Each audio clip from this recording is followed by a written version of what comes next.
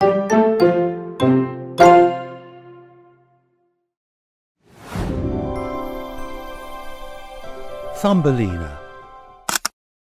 Once upon a time, a very long time ago, a lady sat in her rocking chair. She was thinking how much she would love to have a little baby. One bright and sunny day, she was in her garden. Suddenly, she saw a beautiful flower fairy sitting on a sunflower. The lady said, "Hello, I've never seen anyone like you before." The flower fairy said, "You seem like a very kind person. I can grant you a wish. Would you like that?" "Oh, yes, please," said the lady. "I long to have a little baby to call my own." The flower fairy gave her a magic seed. "Look after this magic seed properly and give it your love. Then you will get your wish," the fairy said. The lady planted the seed in a pot. She gave it plenty of sun and water. It wasn't long before the seed grew into a pretty yellow tulip. Inside the tulip was a lovely, tiny girl. She had smooth yellow hair and sparkling green eyes. She was really tiny and was about the same size as the lady's thumb. "I think I will call you Thumbelina," said the lady. "I'm your mother now, and you are my little girl." The lady made her the most beautiful little dress out of golden threads. Every day, Thumbelina helped her mother with the housework. Thumbelina sang while they worked. She loved singing and had a lovely voice. Thumbelina and her mother were very happy. One day, a frog heard Thumbelina singing. He loved her voice so much. He thought if she lived with him, he could always hear her sing. That night, the frog hopped in through the window. He quietly picked up the walnut shell which Thumbelina used to sleep in. The next morning, Thumbelina woke up. She couldn't believe her eyes.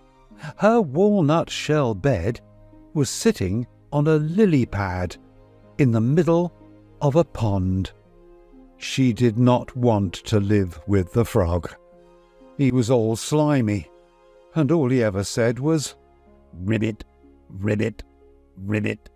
Thumbelina cried and cried.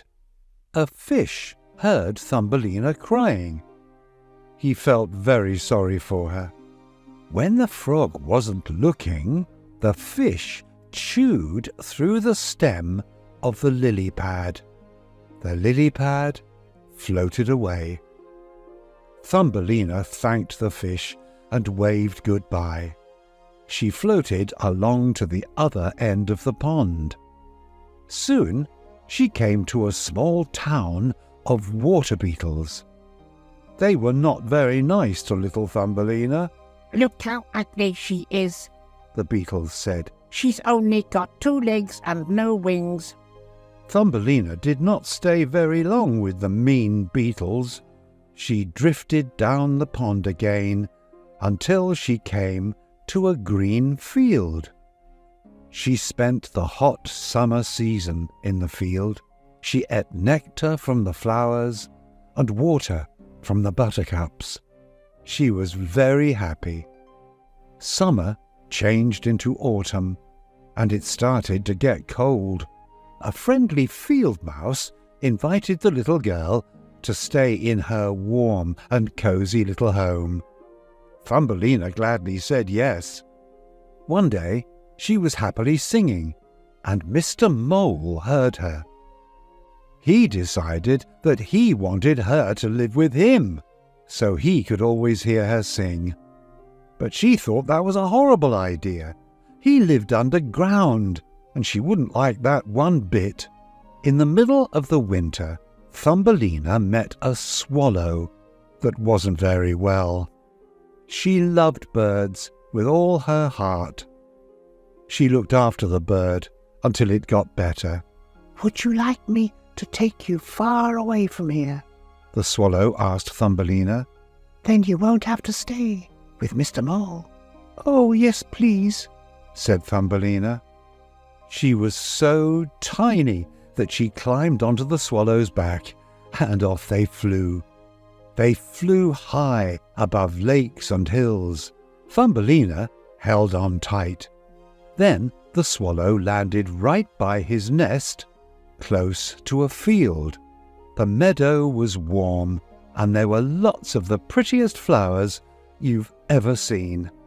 "I will live in my nest," said the swallow. "and you can live in one of these flowers."